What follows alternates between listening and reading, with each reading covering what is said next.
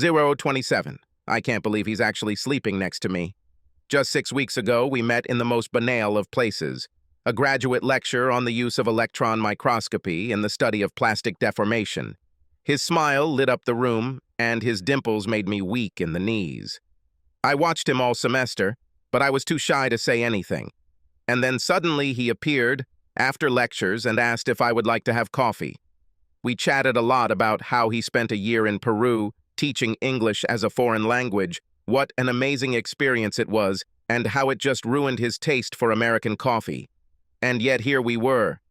He was drinking coffee, at Starbucks, in America. He did most of the talking, and I was grateful to him for that.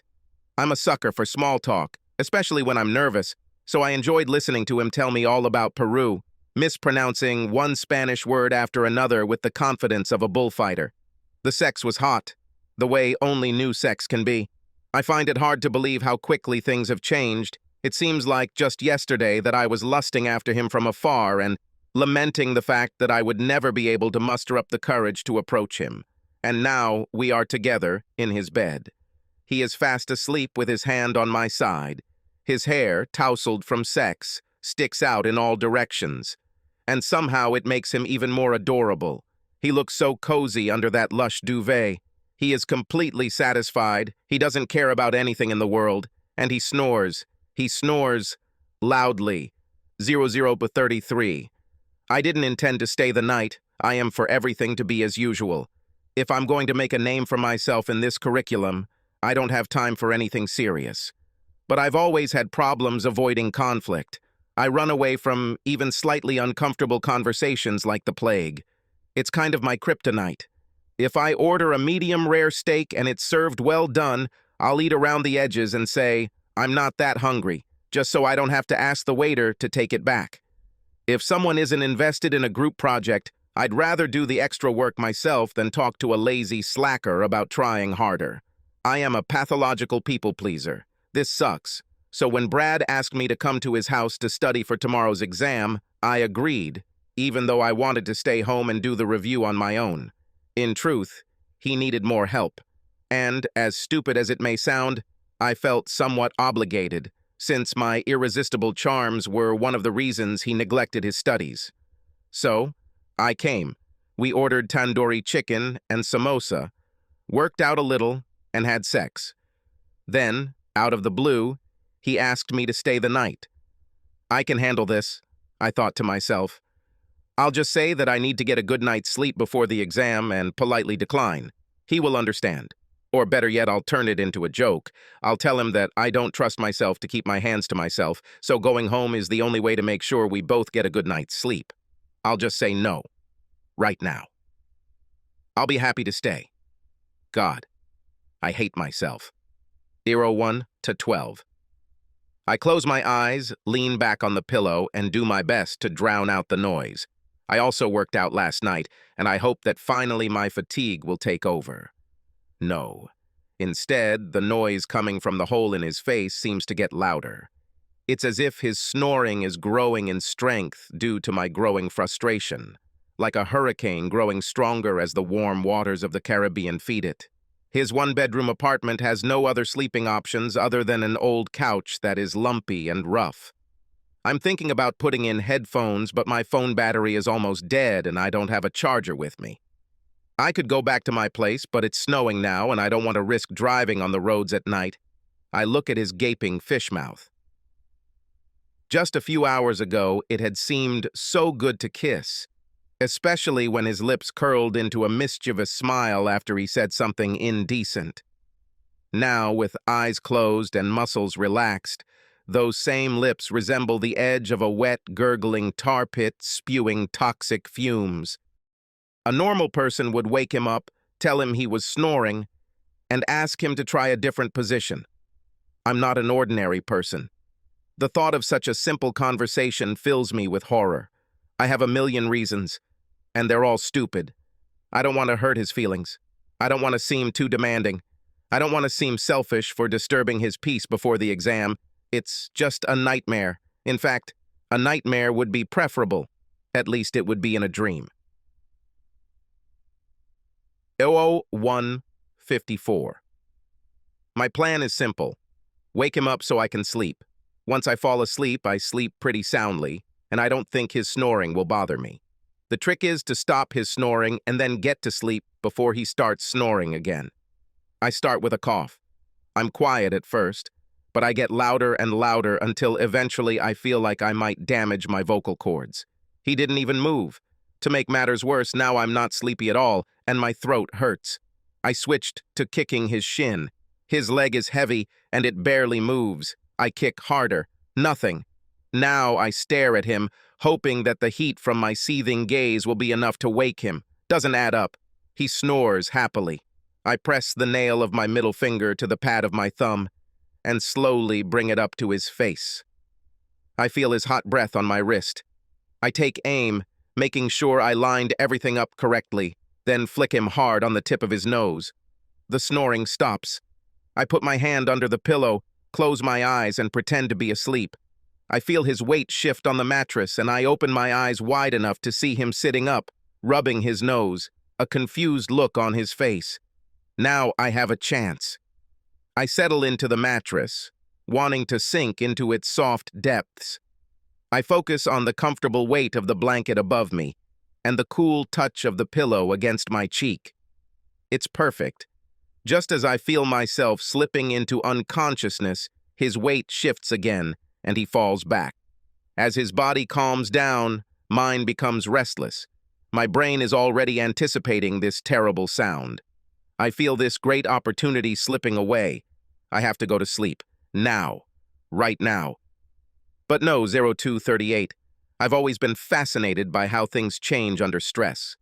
Right now, every snorting, ragged breath he takes increases the tension in my body. I feel myself being stretched. I need to relieve tension. If this continues, I'll lose my temper. But I have a plan. I roll onto my back, close my eyes, and try to remember our recent sex, the lust in his eyes and the pleasure we felt. Excited. I turn on my side and do everything to get him excited. I watch his face. He's still asleep, but the snoring has stopped, and suddenly his eyes open. He looks at me, and I give him my most seductive smile. That's all it takes. He pulls me towards him and presses his lips to mine. His hands are in my hair. His kiss is hot and needy. Our sex is in full swing. I feel it will grow wool, and I'm about to reach the finish line. I see the lust in his eyes that look like he wants to devour me, and I know he's almost there. I move desperately, racing after him to the finish line, but he is ahead of me. I lean in and kiss him insistently, but he's completely exhausted and only slightly interested in kissing me back. It's useless. Sorry, I couldn't resist. You're just so sexy. It's okay, I lied. Have you reached the finish line? Well, that was really nice, but maybe you could help me. I'd love to, baby, but I'm just so tired. If it weren't for this stupid exam tomorrow, he falls silent. Maybe he notices the shock and disappointment on my face because he adds, I'll make it up to you tomorrow, okay? I promise. He kisses the top of my head and that's it. A few minutes later, we climbed back under the covers. He sleeps soundly on his back, happy and content. I need it. Relaxed and drained of all my anger and frustration, I was about to fall asleep instantly before he could even make a sound. I hate him. At least he doesn't snore. More. I close my eyes and try to calm my mind, but now my body is vibrating with unsatisfied need. Instead of relieving the tension as I had hoped, my little seduction gambit tripled it. I do not know what to do. Should I try self-care to relieve tension? Or should I write it off as a lost cause and try to force my body to sleep? My indecision drives me crazy. Time is running out, and every precious second of silence that slips away only makes me angrier. Fine. I can't sleep in this state, so I'll just hope that I have enough time to come to my senses sooner. No. Too late. 0306. If you listen long enough, you can hear the pleasant rhythm of his snoring.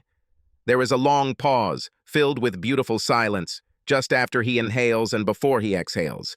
And every 10th breath or so, after the exhalation, there is a much longer pause, followed by a sudden, loud inhalation. During this long pause, he doesn't actually breathe at all. I'm pretty sure it's sleep apnea. And I think sleep apnea can be fatal. People die from this, right there in the dream. And fun fact, when they die, they no longer snore. I find myself waiting for each of these long pauses with almost childlike excitement. What if he just, well, sort of stopped breathing? Wouldn't that be great? I mean, maybe great isn't quite the right word, but it would be something. Every time I pause, I find myself repeating a simple prayer in my mind. Please stop breathing. Please stop breathing. Please stop breathing. Then he sighs and ruins everything. I really don't want him to die. I'm not a monster. I just want him to stop breathing. That's fair, right? This would be an ideal solution for a conflict-averse person like me. The problem will just sort of go away. Forever. And I won't have to risk looking like a bad guy or hurting anyone's feelings. It's a win-win. Okay, maybe there is only one side to this scenario. One side and one death. But I'll take what I can get for now. Eero 3:25.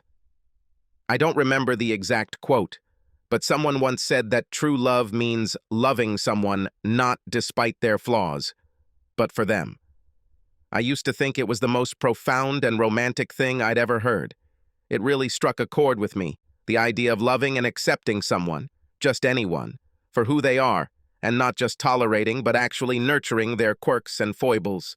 What a great idea. I wish I could remember who said it, because if I remembered that, I would go to his house right now and drag him back into that bed at gunpoint. Then I'll tie him up and make him listen to Brad snore for as long as it takes to break him. I would see it in his eyes when it happens. There would be an unspoken apology in his gaze, an acknowledgement of the staggering stupidity of the words he had once spoken, along with an urgent plea for an end to the suffering. Eero 3:41. His face makes me giggle. I'm at that weird intersection of exhaustion and despair where everything becomes funny, and right now his stupid air-sucking face is funny as hell. I'm trying so hard to suppress my laughter that the bed is shaking. How did this not wake him up? A particularly loud snort shakes his entire body like a mini-seizure, and I lose my composure. Tears are streaming down my cheeks. I cannot breathe.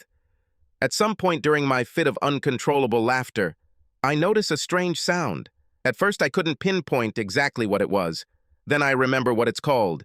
Shion. I glance at Brad. His mouth is open, but he breathes like a normal person, not like a mountain troll. A minute passes, then 2. The lack of sound is creepy. My laughter fades as the gravity of the moment hits me. I try not to let this happen, but a trickle of hope seeps into my soul again. I relax my body on the mattress, not daring to move my limbs. My cheeks are wet from tears, but I don't wipe them away. I slow my breathing. I close my eyes. He starts snore. 03:58. Do you know what's the funniest thing? Nothing. There's nothing funny. Nothing will ever be funny again. Life is a bottomless ocean of pain followed by eternal darkness. When I was a child in church, our priest told us about the Venerable Bede. I remembered the name because it sounded so strange. Old Trouble once wrote that life here on earth is like a sparrow flying through a honey hall on a cold winter's night. Before the sparrow flies into the honey hall, it will be simply dark. Then a sparrow flies into the window and says, "Hey, warm, light, music, delicious smells. It's amazing." Before he knows it, he's out another window and plunged back into darkness. This short time inside the mead hall is life, said Trouble, and we have no idea what will happen in eternity before or after, so we must cherish it. It's a poignant metaphor, but I think it misses the mark a little. It's more like this.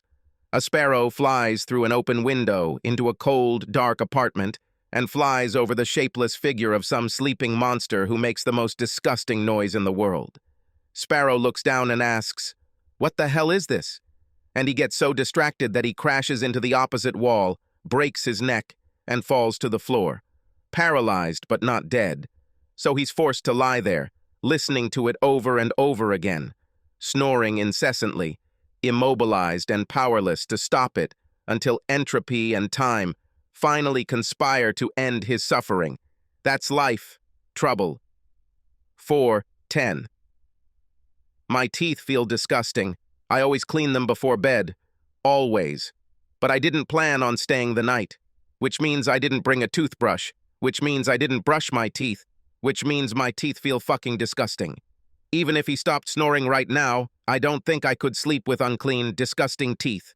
Maybe he has a spare toothbrush. I throw off the blanket and walk down the hall to the bathroom. I step on something sharp and cry out in pain. His belt, the same belt I tore off him this evening in happier times, lies on the floor.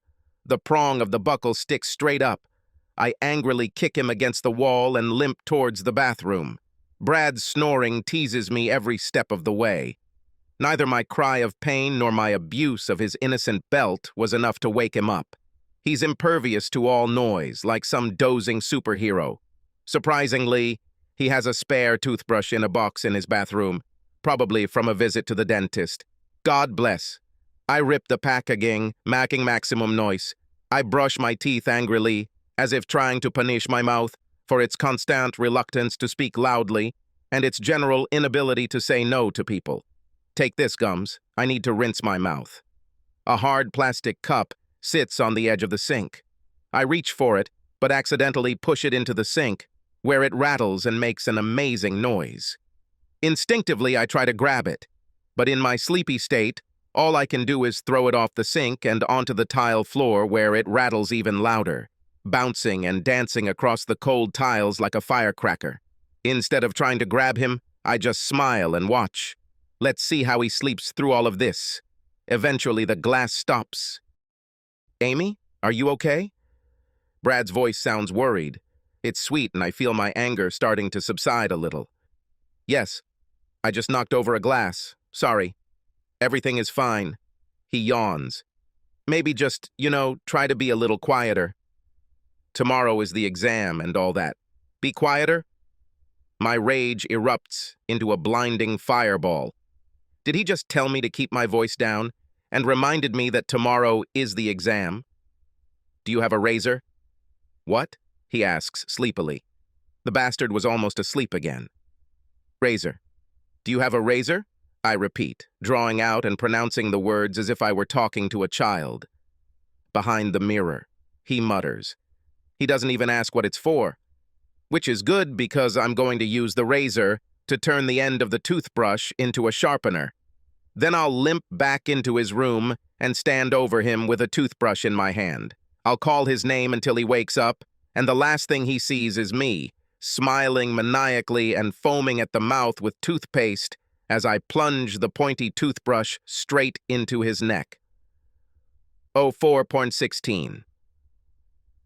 My rage brings with it sudden clarity. It hits me like the cold water I sip from my cupped hands under the bathroom sink. It's my problem, not his. If I just wake him up, which I should have done a long time ago, he'll apologize and probably suggest we move to the couch or something. I'm so filled with anger that there's no room to worry about how to express it politely or how he might react. I'm going to do that. I'm going to face him. I feel a surge of delight. It empowers me to realize that I can overcome my crippling conflict avoidance problems in life by simply working myself into a murderous rage. I should write a self-help book. I walk from the bathroom back to the bedroom and shake his shoulder. Brad. You were snoring. Yes. It doesn't let me sleep all night long. Oh, sorry, he says. But there is no regret in his voice. He just says things to keep me quiet. Don't worry, he continues, yawning and rolling towards the center of the bed. You'll get used to it. You just kind of have to disconnect from it. His words trail off as he falls asleep, mid-tirade. I'm thinking about going back for a toothbrush. I'm confident I can convince the jury that this was a justifiable homicide. Maybe I'll even get a cool nickname from this. 04:22. He's still alive. For today. I chickened out. I stand over him, but instead of holding the sharpener, I hold a cup of warm water as close to body temperature as possible. I know it's a shitty way to handle the situation, but I don't care. I move to my side of the bed and pull back the blanket. I place the cup on the mattress and begin pouring water about 6 inches from his crotch. The wet circle spreads outward, darkening the sheet and, through the magic of capillary action, soaking the fabric at the front of his boxers. The water is warm enough that he won't even notice. I return the cup to the bathroom, then quickly roll over to my side of the bed, where it's nice and dry. I wait a few minutes, then sit down and pull the blanket around his waist. I squint my eyes as if I were asleep and try my best to speak as if I had just woken up. "Brad? Brad?" I shake him until he moves. "Seriously?" He sighs. "What now?" There is irritation in his voice. "Why is the mattress wet?" "What? Mattress?" I pointed to the dark circle in the middle of the bed. "Wet." He sits down and pulls the blanket deeper. He looks at the wet spot and for a few moments seems completely confused. Then his gaze falls on his boxers and a look of horror appears on his face. "I don't know," he stutters. "Before, when we were you like splashing or something?" I shake my head. "No, you're a charming, smug idiot. I didn't splash or anything like that. I don't know what, I think maybe I can change the sheets," he suggests in a quiet voice. I almost feel sorry for him. Almost. "It's okay," I say. "Let's just get some sleep. We have an exam tomorrow, you know." I can tell by the look on his face that he won't be sleeping anymore tonight. A better girl than me would say she's not proud of what she did. But I'm proud. So very, very proud. Then the tension leaves my body as I roll onto my left side and close my eyes. I listen as he quietly slides out of bed and goes to the sofa. I'm not worried about any awkward conversations tomorrow because I know he won't bring it up again. Ever. Also, today is the last time I see Brad outside of class. He's hot and all, but I need to focus on my studies. I burrow into my pillow and pull the blanket up to my chin. It feels divine. I know that my conflict avoidance issues are unhealthy and need to be addressed. My friends have been telling me to see a professional for some time now. This is probably sound advice, and I might just make an appointment. But first, I think I'll sleep.